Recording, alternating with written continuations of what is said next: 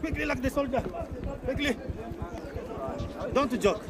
Move, move. Quickly, quickly.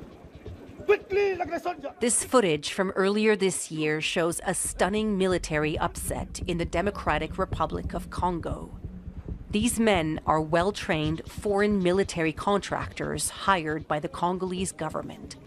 Surrounded by news cameras, they're being rounded up and kicked out of the country by the rebel group known as M23, seen here in uniform. M23 claims to be a grassroots rebellion fighting the government to secure the rights of Eastern Congo's Tutsi ethnic minority. In early 2025, they shocked the world by capturing Eastern Congo's largest cities. But once the cameras stopped rolling, the real power backing M23's surprise advance marched in to occupy the area.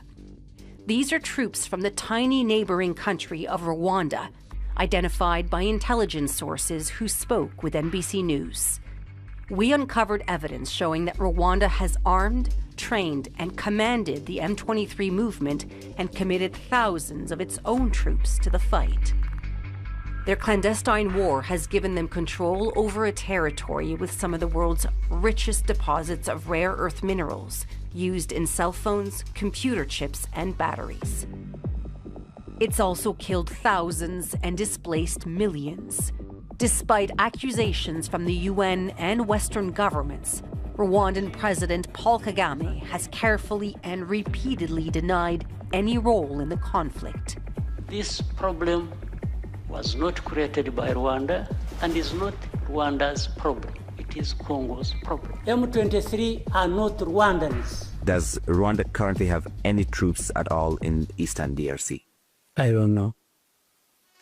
NBC News exclusively obtained 3 years of confidential intelligence reports and surveillance footage. They were given to us by military contractors hired to provide intelligence for Congolese forces. Using additional incident reports from the Rwanda Defense Forces, or RDF, satellite imagery, and interviews with combatants, we were able to piece together an account of Rwanda's secret war.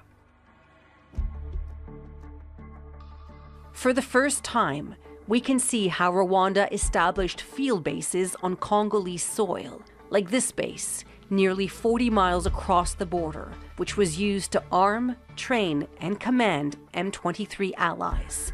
The leaked footage also shows how the RDF flooded eastern Congo with heavy weaponry, including guided mortars, heavy machine guns, missile launchers, and even armored air defense systems.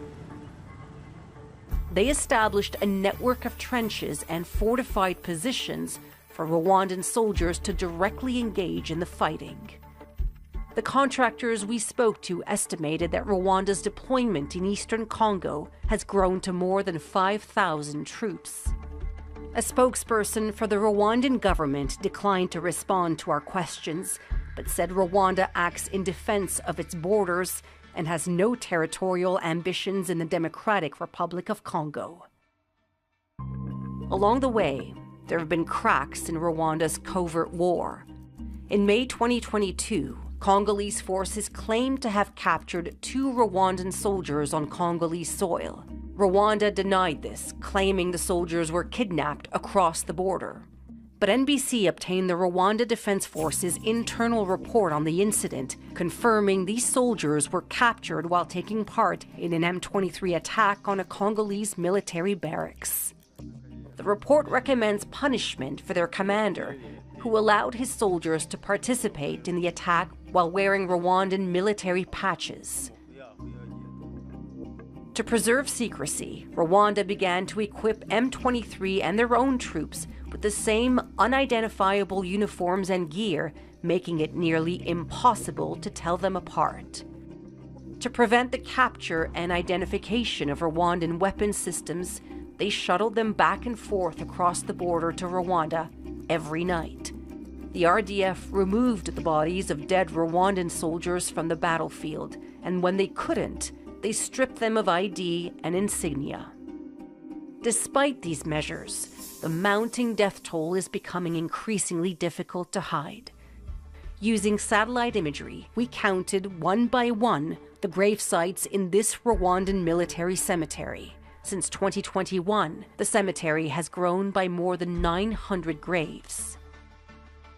The largest increase occurred between late 2023 and early 2024.